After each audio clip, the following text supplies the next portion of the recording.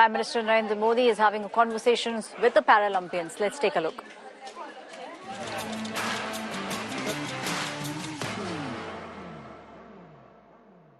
आज मुझे आपको सुनना है, आप लोगों के क्या अनुभव रहे, वहां सबसे मिलते होंगे, कुछ न कुछ अच्छी बातें हुई होगी, वो मैं जरा सुनना चाहता हूँ। सर नमस्ते। हर हर महादेव सर। हर हर महादेव।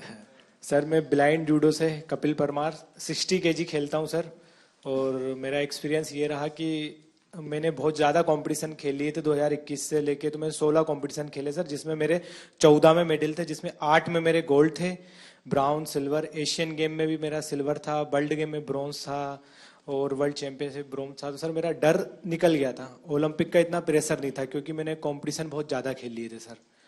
तो सर मेरा एक्सपीरियंस ये है कि थोड़ा सा प्रेशर था। तो हमारे देवेंद्र भाई साहब, झांझड़िया जी भाई साहब ने मेरे से एक बात बोली थी कि अपने को अपना बेस्ट देना है। बोला था कि जो आप प्रैक्टिस में करते हो वही आपको करना है। और सर मेरे कोच हैं, उनका भी, मेरे मनोहर अंजार जी, उनका बहुत आशीर्वाद दिया, क्योंकि हम लोगों को संभालना मुश्किल ही नहीं नामुमकिन है। क्योंकि सर हम हर कहीं टकरा जाते हैं और कोई हमसे आके टकरा जाता है। तो मैं उनसे पूछता हूँ कि आप ब्लाइंड हो कि मैं ब्लाइंड हूँ।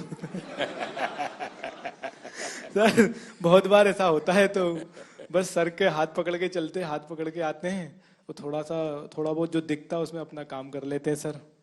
और सर आपका बहुत आशीर्वाद रहा। अच्छा कपिल, उस दिन तुमने मुझे बताया कि स्टेडियम में से कपिल कपिल कपिल इतनी आवाज आ रही थी। जी सर। तो मैं मेरे कोच की सूचनाएं सुन नहीं पा रहा था। वो मैं एक्चुअली एक्सपीरियंस करना चाहता हूँ, कैसे आपके कोच कहाँ है सर? हाँ जरा बताइए क्या मुश्किल होता है। सबसे अहम बात है ब्लाइंड जूडो में कि जो इंस्ट्रक्शन हम लोग बाहर से देते हैं, जो इनको सिखाया जाता है, उसमें हम लोग एक कोडिंग करते हैं कि जब हम जाएंगे तो ये बोलेंगे तो तुम्हें ये करना है, क्योंकि वहां दिखता तो है नहीं कुछ। हाँ। तो उस दिन हमारे 2 मैट एरिया थे। एक मैट पे हमारी बाउट चल रही थी फाइट, और दूसरे पे जो है वो फ्रांस की फाइट चल रही थी। और फ्रांस की फाइट में इतना शोर हो रहा था, करीब 15 से 18 हजार दर्शक वहां थे। तो जिसकी वजह से जब ये सेमीफाइनल खेलने गए तो जो मैं बोल रहा था वो ये नहीं समझ पा रहे थे। और डेफिनेटली क्योंकि सेमीफाइनल का एक प्रेशर था, और जो खिलाड़ी था ईरान का, उससे पहले ये फाइनल में एशियाई खेलों में हारे थे, तो यकीनन उसका भी प्रेशर होगा। तो इस वजह से ये उस दिन हमें भारत के लिए गोल्ड मेडल नहीं ला पाया। तो सामने का जो कोच होगा वो भी अपने प्लेयर को इसी प्रकार से सूचना करता होगा? जी, वो भी। अब ये डिपेंड करता है कोच टू कोच, कि वो जैसे हमारा इनका टाइप, जो भी हमारे कोचेज और जो खिलाड़ी उनके साथ ये है कि हम लोग ये देखते हैं कि कौन किस तरीके से सिखाता है, तो हम डिफरेंट उसकी जो है सोच में मतलब कोच को भी औरों से अपने आप को अलग सीक्रेट रखना पड़ता है। बिल्कुल बिल्कुल। अच्छा। क्योंकि वही चीज हम कहेंगे वो कहेगा तो फिर नहीं समझ पाएगा। अच्छा, आपको अगर इसको कहना है कपिल को जी कि कपिल बाएं ओर से ठोको, तो क्या बोलेंगे? हमारा कहना ये होता है सर, ऐसा ही होता है ना सर। हाँ बोलते कि हम मार दे, तो मैं सर अटैक तो करता हूँ, कभी खाली चला जाता तो वापस खड़ा हो जाता। लेकिन टेक्निक का नाम बताते हैं, जो पोजीशन आगे पीछे पांव की दिखती है, तो वो टेक्निक का नाम जो इनको सिखाया होता है वो बताते हैं, तो फिर ये वो अप्लाई करते हैं।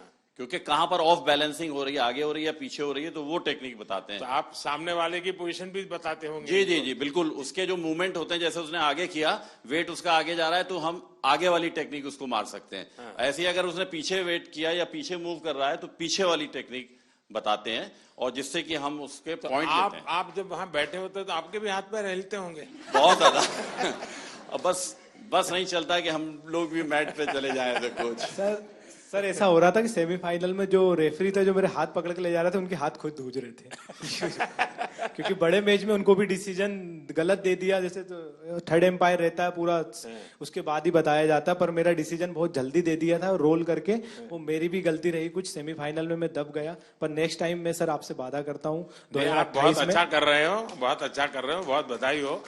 Thank you sir, thank you so much. जय हिंद सर। मैं एक सोल्जर हूँ और मेरी वाइफ है सिमरन शर्मा, और एक मेरे पास प्रीति है। मैं एथलेटिक का एक कोच हूँ, पैरा एथलेटिक का। तो मेरे 2 एथलीट है, दोनों 100 और 200 मीटर करते हैं, और फर्स्ट टाइम जो एथलेटिक में ट्रैक में मेडल आया है सर, मेरे एथलीट लेकर आए हैं अभी, और 3 मेडल आए हैं। हमारा काफी वहाँ पे सीखने को मिला सर। जैसे कि वहाँ पे हमारा 100 मीटर में एक इवेंट में मतलब 2 मेडल आ गए, तो 2 मेडल एक ही रूम में 2 एथलीट हैं 100 मीटर के, दोनों के दोनों पहली बार खेलने जा रहे हैं, देश के लिए पहली बार मेडल जीतने के लिए जा रहे हैं ट्रैक में। तो जब 2 मेडल एक रूम में रखे हों और दूसरे खिलाड़ी का भी इवेंट भी नहीं हुआ हो, तो उस प्रेशर को मैं as a coach, as a husband, मैं कैसा फील कर रहा हूं, मैं उसको समझ रहा हूं। दूसरे एथलीट जो है उसका गेम भी नहीं हुआ और उसमें 2 मेडल रखे हैं, हाई प्रेशर है वो कि भाई मेरा तो मेडल भी नहीं आया, उसके 2 मेडल आ चुके हैं। तो उसको उससे बाहर निकालने के लिए बार बार उसको मुझे एंगेज करना पड़ रहा था, बहुत बिजी रखना पड़ रहा था पूरे दिन। तो वहां से बहुत कुछ सीखने को मिला। हम 100 मीटर में हार गए सर। अच्छा, वहां तो तुमने दिन निकाल दिए, अब घर में क्या होगा तेरा? है सिमरन? सर ये जितना अच्छा बन के दिखा रहा है इतना है नहीं। मैं जब हम यहाँ पे आए थे तो यहाँ से जाने से पहले बात हुई थी, एक्चुअली हम दोनों में ये बात होती थी कि ट्रैक को पहला मेडल कौन देगा। तो फिर जब इवेंट लिस्ट आई तो उसमें पता चला प्रीति का इवेंट पहले है, तो हम श्योर हो गए थे कि पहला मेडल तो यही देगी। तो जब हम यहाँ पे आए तो उससे पहले ये गज्जू मतलब ये कोच बोल रहे थे कि तुम्हें 1 महीने का रेस्ट दिया जाएगा। फिर उसके बाद जब अभी हम यहाँ पे आए, अभी हम सुबह ही बात चल रही थी, तो सुबह मेरे से बोल रहे थे कि एक वीक का रेस्ट मिलेगा और उससे ज्यादा का नहीं मिलेगा। तो मैंने बोला क्यों नहीं मिलेगा, तो बोल रहे ब्रॉन्ज मेडल पे इतना ही मिलता है।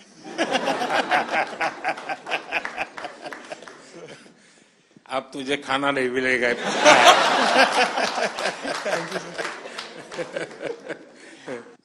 ये मेरा तीसरा पैरालंपिक था। मैं पिछले में भी आपसे मिला था, आपने मुझे बहुत मोटिवेट किया था, लेकिन शायद इस बार भी थोड़ी कसर रह गई। मैं रियो पैरालंपिक में भी चौथा था, टोक्यो में भी चौथा था, इस बार पेरिस में भी चौथा हो गया सर। तो ये 4 नंबर मेरे से कुछ ज्यादा ही प्रेम में है, तो मैं इसी 4 नंबर को शायद मोटिवेशन में लेता हूँ। तो सोचता हूँ कि अगला मेरा चौथा पैरालंपिक होगा।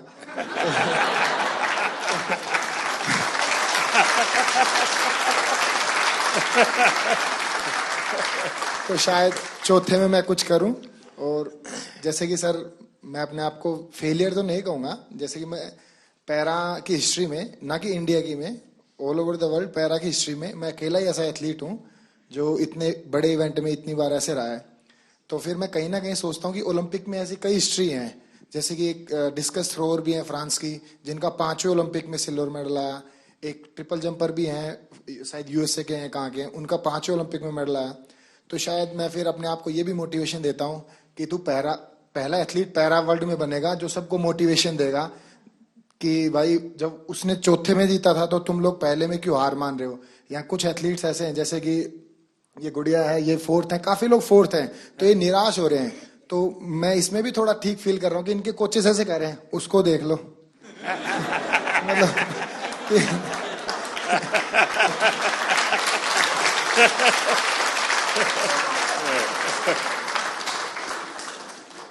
देखिए, मैं समझता हूं कि आपका ये जो जीवन की तरफ देखने का दृष्टिकोण है ना, वो शायद आपकी सबसे बड़ी ताकत है। आप तो एक नया लॉजिक निकालो कि मैंने दुनिया को इतना दिया है कि मेरे रहते हुए अब तक 9 लोगों को आगे किया है मैंने, चौथे पर रह करके। सर कोई बात नहीं, मतलब अभी समय नहीं है, बट इस बार जो रहा है वो शिष्यों का समय रहा है। हम 3 एथलीट हैं ऐसे जो अपने शिष्यों को सपोर्ट कर रहे हैं। तो देवेंद्र भाई साहब हैं, इनके शिष्य का गोल्ड आया है, और एक और है सोमन राणा है, उनके शिष्य का ब्रॉन्ज आया है। और मैं नवदीप का कोच नहीं हूं, बट मैं नवदीप का गुरु हूं। इसको मतलब जेवलिन स्टार्ट से लेके आज तक की जर्नी ऐसे बड़े भाई गुरु के तौर पे रहा है। तो इस बार मैंने नवदीप को दे दिया कि इस बार तू ले जा, लेकिन अगली बार सर जरूर पूरा प्रॉमिस करता हूं मेरा रहेगा। और सर बीते 3 ओलंपिक जितने भी पैरालंपिक मैंने देखे हैं उसमें मैंने ये फील किया है कि जैसे कि सभी लोग बात करते हैं ये कंट्री इतनी बड़ी है तो एक्सपेक्टेशंस पहले लेके जाते हैं, बहुत तगड़े गेम्स होंगे, बहुत तगड़े गेम्स होंगे।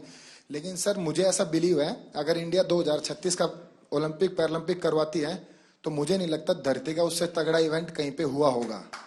तो सर हम उसमें पूरी कोशिश करेंगे कि बुढ़ापे में भी देवेंद्र भाई साहब को एक आइडल मानते हुए अपने 8 गुड्डों को बचाते हुए उसमें कोशिश करेंगे उसमें भी खेल पाए। नहीं, आपका जीवन के तरफ देखने का एक दृष्टिकोण है, ये अपने आप में बहुत ही इंस्पायर करने वाला है कि भाई मैं आगे भी कुछ करूंगा और करके रहूंगा। मैं आपको बधाई देता हूं। Thank you sir. नमस्कार जी। मैं मेंटल कोच हूँ राधिका सिंह, शूटिंग टीम के साथ। और आप कह रहे थे कि अपना हमारा एक्सपीरियंस शेयर करें। और सबसे ज़्यादा ज़रूरी है एक ग्रुप की मोहब्बत एक दूसरे के लिए। तो शूटिंग टीम में कोई एक दूसरे से compete नहीं कर रहा है, सब अपने आप से compete कर रहे हैं, तो वो आगे बढ़ रहे हैं। और जितनी भी उनकी क्षमता है, जितनी भी उनकी तैयारी है, उसके आगे वो अपनी वीकनेस नहीं देते, स्ट्रेंथ नहीं देख रहे, वो अपनी स्पोर्ट के लिए मोहब्बत देख रहे हैं। तो ये बहुत बड़ी बात है कि हमारी टीम बहुत जुड़ी हुई रही। और ऑल्दो मैं एक ही इवेंट के लिए 2 बच्चों को तैयार कर रही थी, कोई कंपेटिटिवनेस नहीं था उनमें। तो ये बहुत बड़ी ताकत है कि हम आपस में मोहब्बत से आगे बढ़ें, और वो मोहब्बत स्पोर्ट में दिखती है। सर नहीं, आप ये मेंटल हेल्थ को करती हैं तो उसमें क्या क्या करती हैं? सर जो सबकॉन्शियस माइंड है, 90% जो दिमाग होता है, उसमें कोई कमजोरियां हैं तो उनको चेंज करना, और जो आपकी स्ट्रेंथ है उनको आगे लाना, अपनी पर्सनालिटी से जोड़ना और अपने आप को आगे लेके जाना। नहीं, कोई इन लोगों का योगा का संबंध, कोई मेडिटेशन का संबंध, सर ऐसे कोई स्पेसिफिक ट्रेनिंग वगैरह आप लोगों ने योगा भी है, हमारे टीम में एक योगा भी कराते थे। तो रोज सुबह मेडिटेशन होती थी, रोज शाम को जो भी सीखते थे बच्चे वो रोज दोहराते थे, मतलब रोज मेंटल ट्रेनिंग करते थे अपनी। तो वो टाइम उनका रेंज पे प्रैक्टिस, उनका योगा से प्रैक्टिस, मतलब टीम में बहुत ऑर्डर रहा सर। तो दुनिया के बहुत देशों के स्टूडेंट्स, खिलाड़ी होंगे जो योगा मेडिटेशन नहीं जानते होंगे जी।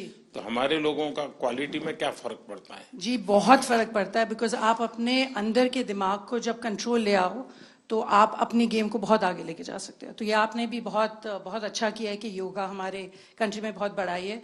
और आई थिंक स्कूल्स में सर इसको आप सब्जेक्ट बनाएं, बिकॉज इसमें जो साइंस में जो शक्ति है वो किसी और चीज में नहीं। बधाई हो। Thank you sir. और कोई? हाँ, पहले तो बहुत बड़ी खुशी की बात कि कपिल ने ना ही पैरा जूडो में जबकि एबल जूडो में भी पहला भारत को मेडल दिया है। अब तक एबल या पैरा जूडो में कोई मेडल नहीं था। और कपिल के नाम एक और हिस्ट्री है कि visually impaired in any game का पहला मेडल भी कपिल ने इंडिया को दिया है। सो हम सब लोग को उसकी बधाई। हमारे जो जूडो के टॉप शॉट्स हैं वर्ल्ड के, उन सब लोगों ने पर्सनली पोडियम से उतर के आके हम लोग को कंग्रेचुलेट किया, बोले we didn't expect such a quick uprise in para judo, so hats off to you guys. And sir वो हम लोग अकेले नहीं कर सकते थे। साई, OGQ, ये फिनोमिनल सपोर्ट हम लोग को मिला है। And of course the government of India, I mean needless to say. तो sir thank you so much. And जितने और कोचेस हैं UK, USA, जो हम लोग के अच्छे फ्रेंड्स हैं, कोरिया, वो सब लोग आए, बोले we knew you were going up ahead but we didn't realise it's gonna be so soon. So we felt very proud and thank you to the entire team that is backing us up. Thank you so much sir. बहुत बहुत बधाई। मैं संदीप चौधरी जी के लिए बात कहूंगा। गिरते हैं शह सवार ही मैदान जंग में, तिफल क्या जो घुटनों के बल चलते हैं। तो यह आपने सबको ये बताया जो घुड़सवार होता है वही गिर सकता है, बच्चे कभी नहीं गिरते। तो मेरा आपके लिए बहुत बड़ी और सर मैं हरविंदर के लिए बताऊंगा। शीतल, हरविंदर, मैं आर्चरी से हूँ। तो जैसे मैडम ने बताया कि जूडो में हरविंदर का पहला आर्चरी एबल और पैरालंपिक में फर्स्ट मेडलिस्ट है, टोक्यो में ब्रॉन्ज, और अभी हिस्ट्री में फर्स्ट इसका मेडल है जो एबल के बराबर शूट करके है, 28, 28, 29 लास्ट एरो आपने देखा होगा सर, बिल्कुल क्लोज टू था। अगर वो 10 लगता तो हम किम वूजिन और अपना ब्रैडी एलिसन के बराबर शूट कर देते। नमस्ते सर, मेरा नाम अमीशा है और मैं उत्तराखंड से हूँ। ये मेरा पहला पैरालंपिक था और मैं बहुत ग्रेटफुल हूँ कि मुझे 2 साल में मैंने अपना गेम स्टार्ट किया है, 2 साल ही हुए हैं और 2 साल में मैंने लाइफ में इतना बड़ा एक्सपीरियंस लिया, मुझे बहुत ज़्यादा कुछ सीखने को मिला। And thank you to my coach जिन्होंने मुझे कॉन्फिडेंस दिया कि मैं कर सकती हूँ, क्योंकि मैं बहुत डरी हुई थी। तो आपने कहा था कि वहाँ लोगों को ऑब्जर्व करना, उनसे लोग डरते होंगे। हाँ, पहले आप डर रही थी, अब लोग डरते होंगे। तो आपने कहा था कि लोगों को ऑब्जर्व वगैरह करना है, तो मैंने वो भी बहुत किया और बहुत कुछ सीखने को मिला है। परिवार में से क्या रिस्पांस है? अब परिवार के, तुम्हारे फैमिली के लोग क्या कहते हैं? अब तो फैमिली बहुत खुश है, और वो पहले से ही सपोर्ट करती थी, लेकिन अब और ज्यादा सपोर्ट और ज्यादा दे रहे हैं। नमस्ते सर, मेरा नाम सुमित अंतिल है और मैं back to back second gold medal है सर मेरा।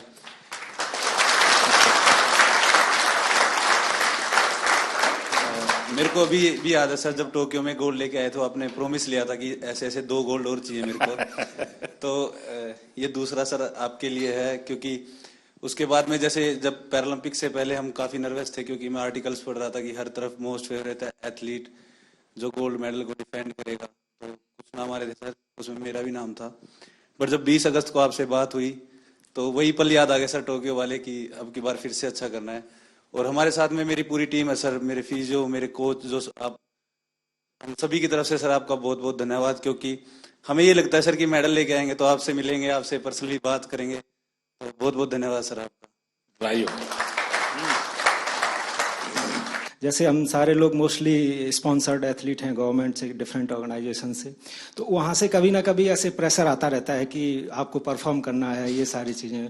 जब आप बोलते हो कि आप जाओ बस खेलो, हाँ जीत हार तो लगी रहती है, फिर नीचे वाले ये सब ऐसे लगते हैं अरे देख लेंगे इन्हें क्या जाता है।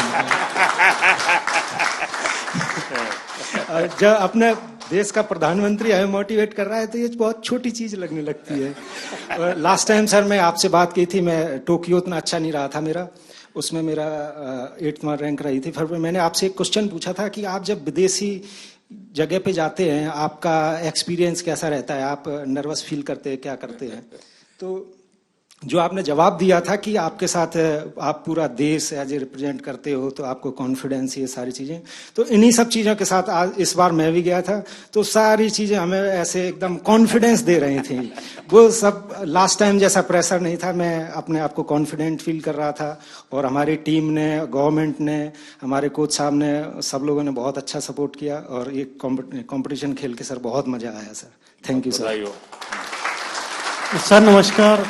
जो मैंने 16 साल से तपस्या की थी, और कहीं ना कहीं मेरा स्टूडेंट है धर्मवीर, जिसका गोल्ड मेडल आया है। हम दोनों आपस में एक दूसरे के कंपटीटर भी हैं, और उसको मैं खुद ट्रेनिंग करा के लेके आया। तो कहीं ना कहीं आपसे बात हुई थी 20 तारीख को, तो ये लगा था कि बहुत पॉजिटिव एक वाइब आई थी कि आपको अपना बेस्ट करना है। और एक कोच के लिए इससे बड़ी बात नहीं हो सकती कि हम, शायद मैं अकेला ही एथलीट होऊंगा वर्ल्ड में जो अपने स्टूडेंट के साथ कंपटीशन कर रहा था ग्राउंड में। और कहीं ना कहीं मेरी तपस्या सफल हुई सर धर्मवीर के मेडल से। और इसमें बहुत बड़ा कंट्रीब्यूशन रहा सर हम लोगों की टीम में, क्योंकि हमारी सबसे सीवियर डिसेबिलिटी है।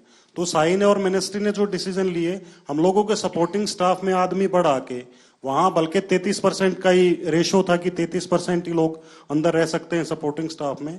तो देवेंद्र भाई जी ने बहुत अच्छा डिसीजन लिया, उसको रोटेशन में करते रहे। जब हमारे इवेंट आए, हमारे लोगों को अंदर ले आए और दूसरे लोगों को बाहर कर दिया, तो बहुत अच्छा कॉम्बिनेशन हुआ उसका। और यही फायदा हुआ कि सर हमारे इतने मेडल आए।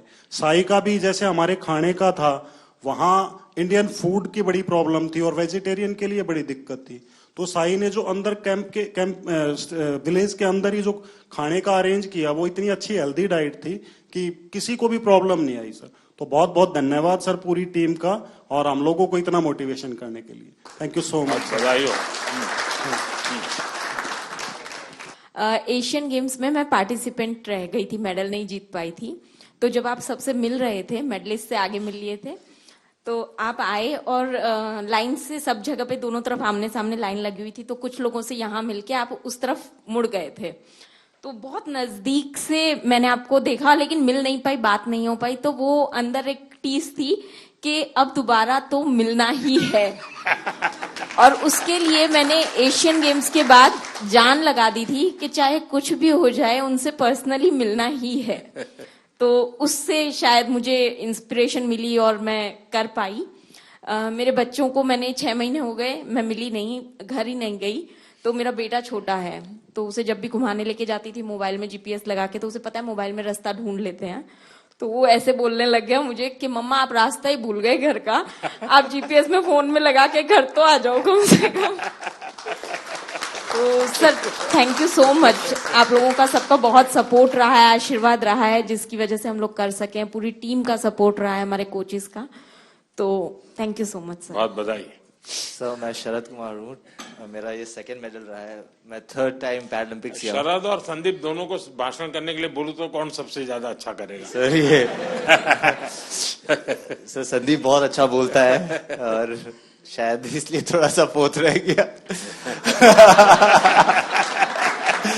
सर। बट मैं एज एन एथलीट ये कहना चाहता हूँ कि जब से पैरा मूवमेंट स्टार्ट हुआ है मैं तब से जुड़ा हुआ इससे, और आज जिस लेवल पे सारे एथलीट्स हैं मुझे खुद प्राउड फीलिंग होता है इन सबको, जिस तरह सब जाते हैं, कोचेस, फिजियोथेरेपिस्ट, सब एक टीम। जब अब हम लोग बाहर जाते हैं तो इंडिया को अब ऐसे लोग देख रहे हैं कि ये पहले सोचते थे ये आगे आ सकते हैं, लेकिन अब पैरा में इन्होंने कैटेगराइज कर दिया कि इंडिया एक स्पोर्टिंग नेशन ऑलरेडी है।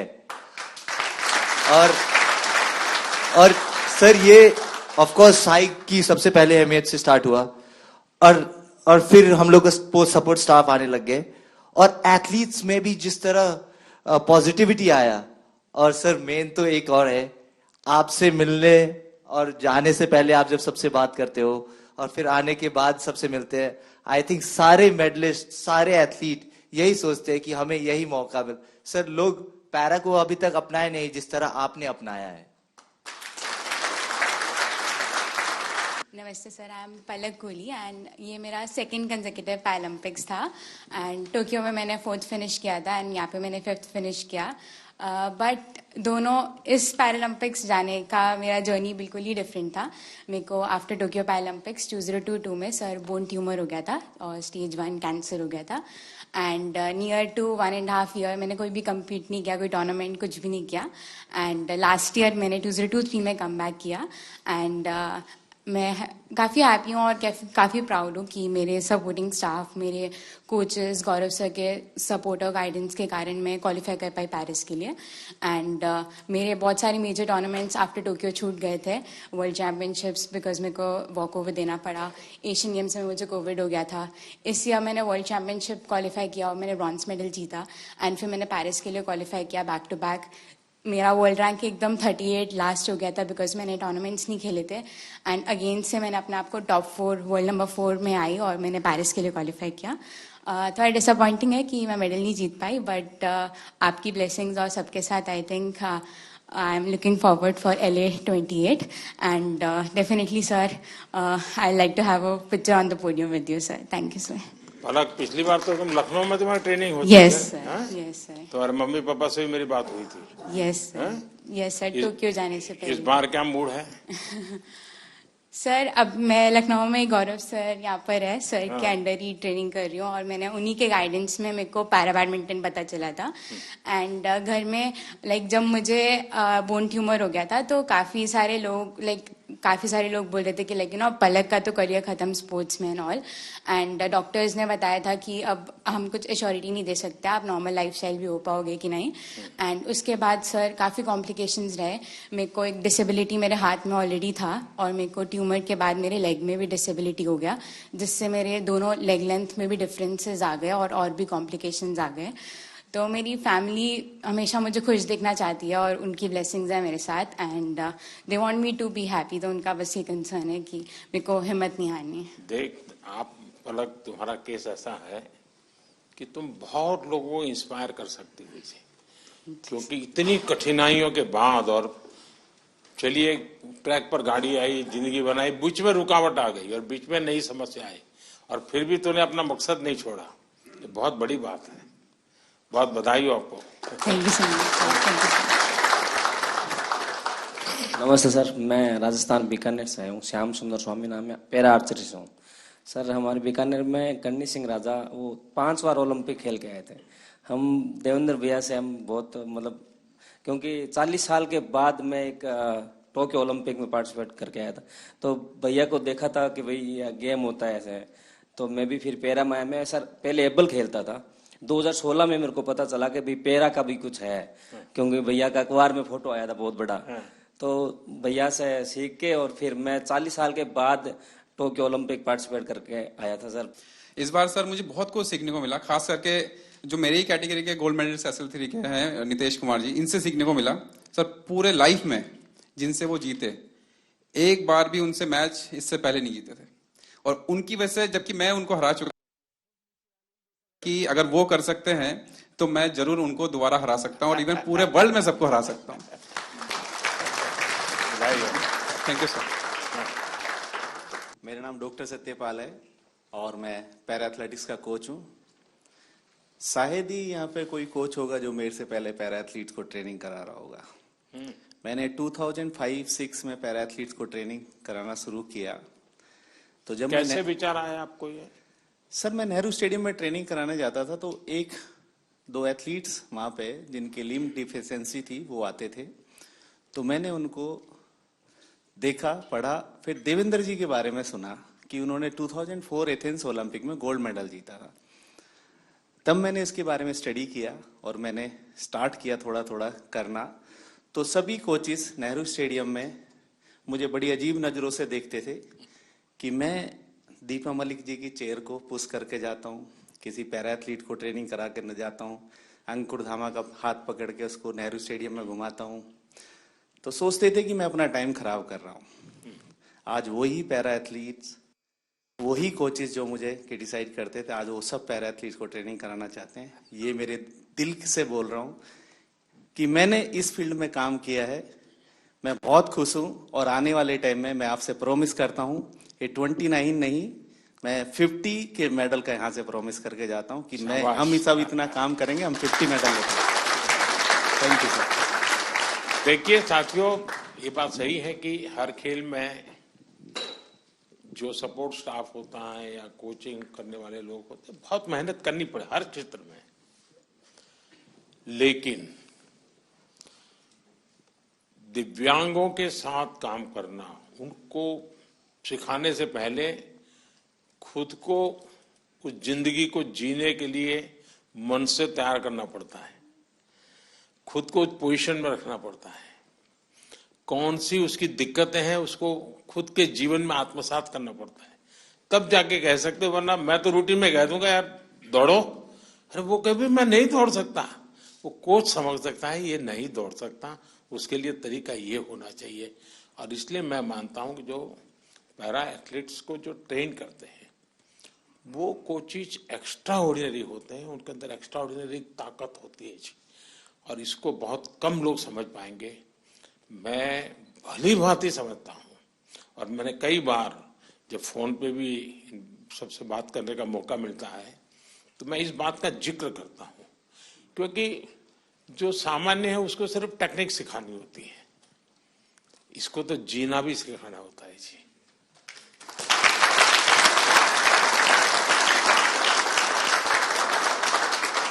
इसलिए ये वाकई बहुत बड़ी साधना है जी, और इसलिए मैं तो मानता हूं कि आप जो साथी ये काम कर रहे हैं वो सबसे ज्यादा अभिनंदन के अधिकारी हैं। सर, अभी मैं इंटरनेशनल कंपटीशन में जाने का स्टार्ट करके 30 साल हो गया। इवन एथलीट, एडमिनिस्ट्रेटर, हम एक टाइम में एक भी फ्लैग नहीं देखता था, अभी इंडिया का फ्लैग हमको दिखने का स्टार्ट हो गया। हमारा खिलाड़ी का भी एक पैरा स्पोर्ट्स का वजह से हम मेडल जीत सकता बोल के आ गया। हम लोग कब पार्टिसिपेट करता था, उस टाइम में सोचता था पार्टिसिपेट करना है, अभी वो कॉन्सेप्ट चेंज हो गया। एंड अगेन आपको मैं बहुत धन्यवाद बोलता सर। मैं बहुत लोग को बोलता है हमारा ब्रांड एम्बेसडर कौन है, हमारा मोदी जी हमारा ब्रांड एम्बेसडर है।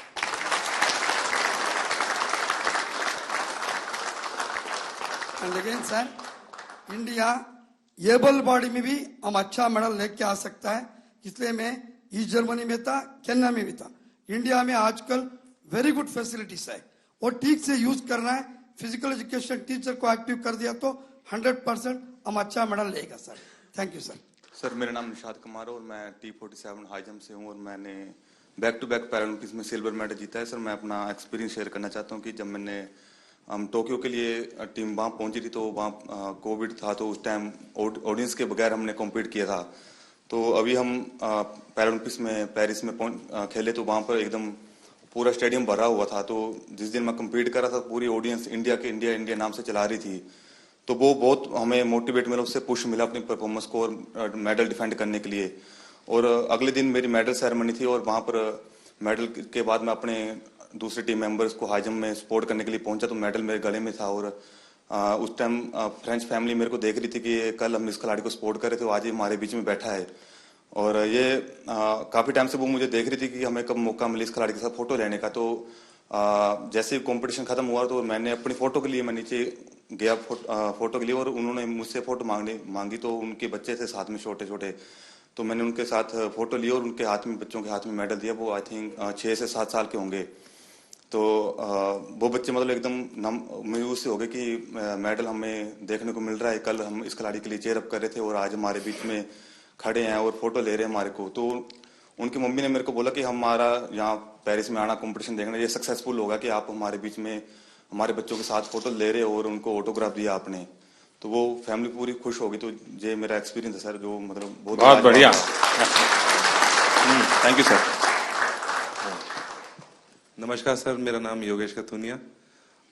मैं सिल्वर मेडलिस्ट हूँ 2 बार। तो मैं अपना एक्सपीरियंस सर एक चीज शेयर करना चाहता हूँ। एक्सपीरियंस नहीं है, वो है कंसिस्टेंसी। वो कंसिस्टेंसी सर आपकी वजह से आई है, क्योंकि आपने जो डिफरेंट स्कीम्स इंडिया में लॉन्च करी है, चाहे वो टॉप स्कीम्स हो, खेलो इंडिया स्कीम्स हो, एनसीओईज हो, वो सर आपकी वजह से है कि आज हम सारे 29 मेडल्स लेके आए हैं। और सर मैं एक चीज और कहना चाहूंगा, बाकी लोगों के लिए आप पीएम का मतलब होता है कि प्राइम मिनिस्टर, और हम सब के लिए आप पीएम का मतलब है परम मित्र। वाह, मुझे ये पद आपने दिया, बहुत अच्छा लगा।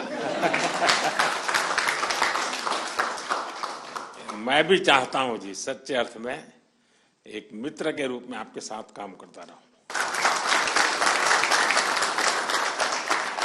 सर मेरा नाम नवदीप है सर। मैं इस बार जिनकी रील सबसे ज्यादा पॉपुलर हुई,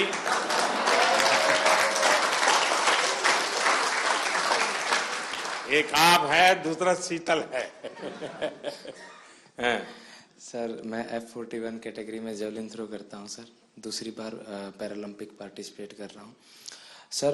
मेरा इवेंट है ना सबसे लास्ट दिन था सर, और मैं तकरीबन 21 तारीख को चला गया था सर उधर। तो जैसे ही मेडल आने शुरू हुए ना सर, तो एक मन में घबराहट होनी शुरू हो गई थी कि सबके आ रहे, मेरा क्या होगा।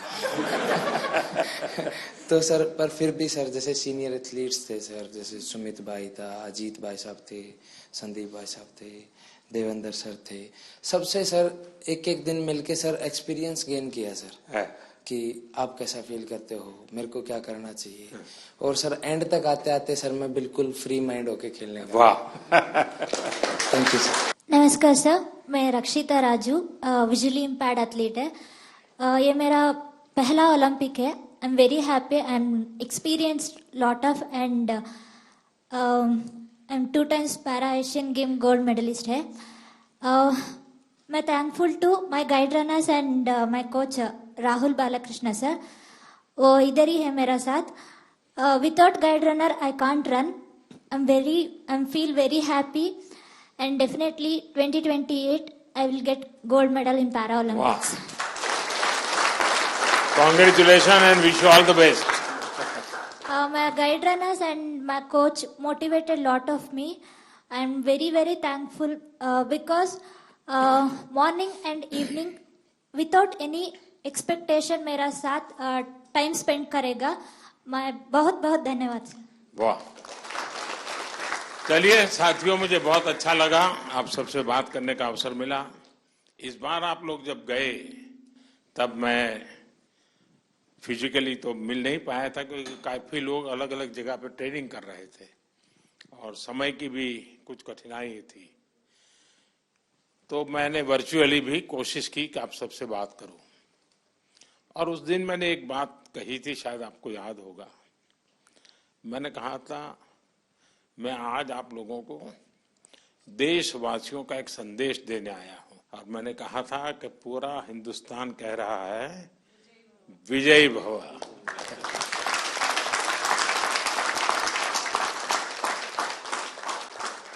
आपने देशवासियों की जो भावना थी ना, उसको बराबर मन में ले लिया कि नहीं, देश चाहता है हम करेंगे। मैं समझता हूं ये अपने आप में बहुत बड़ी बात है। दूसरा मैं देख रहा हूं, क्योंकि मैं आप लोगों के साथ जरा ज्यादा जुड़ा हुआ हूं, आपके यहाँ शायद परमात्मा ने कोई एक्स्ट्रा क्वालिटी दी है, ऐसा मैं अनुभव कर रहा हूं। शरीर में कुछ न कुछ कमी जरूर होगी, लेकिन आपके व्यक्तित्व में परमात्मा ने कुछ एक्स्ट्रा दिया है। और वो मैं देख रहा हूं कि आपने शायद व्यक्तिगत जीवन में इतनी कमियों से गुजारा किया है, उसको संघर्ष किया है, खुद की सहज वो ट्रेनिंग भी हुई है, किसी समय आपने लोगों का उपहास भी सहन किया होगा, मजाक करते हुए भी आपके कान पर कभी कुछ पड़ा होगा। हर प्रकार की मुसीबतों से आप गुजरे हुए लोग हैं, और इसके कारण मैं देख रहा हूं कि खेल में जय पराजय का कोई प्रभाव आपके मन पर नहीं है। ये बहुत बड़ी बात है जी। वरना पराजित व्यक्ति, यानी मान लीजिए मेडल नहीं मिला तो एक तो उसको बोझ होता है, अरे मैं तो गया। आप में से किसी को वो बोझ नहीं है। ये बहुत बड़ी जीवन की सिद्धि है जी, और वही आपको आगे ले जाने की ताकत देती है। और इसलिए मैं मानता हूं कि मैं चाहता हूं कि इस खेल में और लोग आए, अधिक मेडल आए, वो तो बात अच्छी है, होना भी चाहिए। लेकिन मैं आप लोगों के माध्यम से देश में एक कल्चर पैदा करना चाहता हूं। वो कल्चर ये है कि देश के हर नागरिक को समाज में जिनके जीवन में इस प्रकार की कठिनाई है, जो हमारे दिव्यांग जन है, उनकी तरफ देखने का दृष्टिकोण बदले। वे उनके प्रति सम्मान के भाव से देखें, दया भाव से नहीं, वो हमें मंजूर नहीं है। दया भाव नहीं चाहिए, सम्मान से देखें, मैं तुमसे कम नहीं हूं।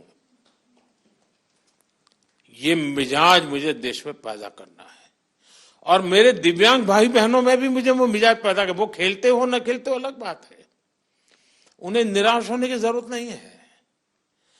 तो बाकी ओलंपिक्स के खिलाड़ी और बाकी विजेताओं से ज्यादा मेरे लिए आपका खेलना, आपका देश के लिए वहां जाना, वहां जाने के लिए अनेक वर्षों तक सुबह 4 बजे 5 बजे उठ करके पसीना बहाना, ये मेहनत कभी भी बेकार नहीं जाएगी, मैं आपको विश्वास देता हूं।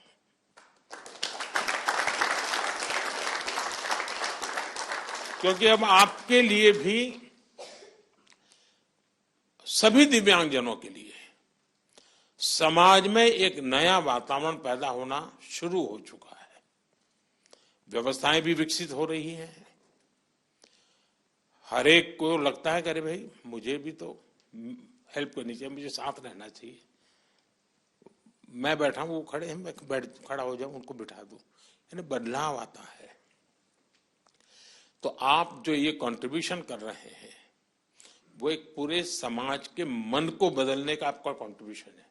सिर्फ मेडल नहीं, मेडल से ज्यादा आप माहौल बदल रहे हैं।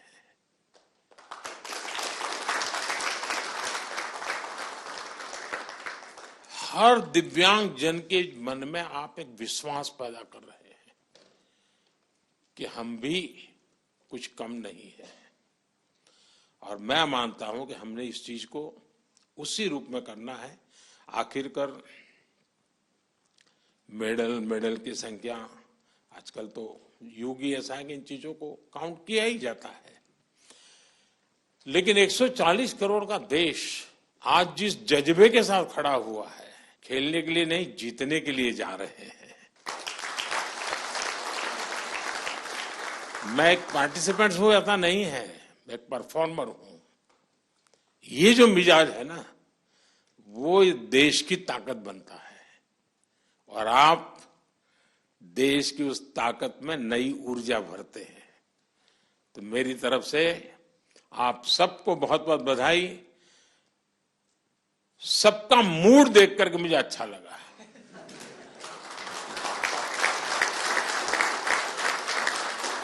वरना मैंने कुछ लोगों का देखा है कि दूसरी ओलंपिक आने तक चेहरे पर हंसी ही नहीं आती है। क्यों? तो वो पिछली ओलंपिक में रह गया था। वो मुझे दृश्य यहां नजर नहीं आ रहा है। मतलब मुझे लगता है नेक्स्ट ओलंपिक भी आप जीत चुके हैं।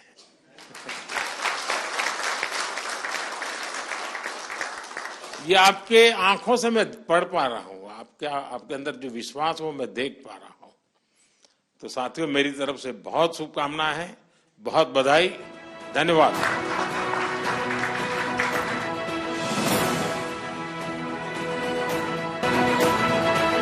तुमसे तो डर के रहना पड़ेगा।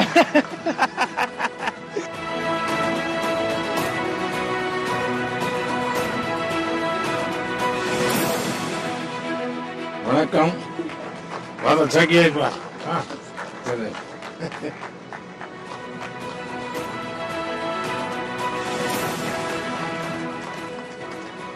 आइए। ये सारे वहाँ के प्रिंस के बच्चे हैं। अच्छा, सब जोड़ दिया है। पैरालंपिक से सारे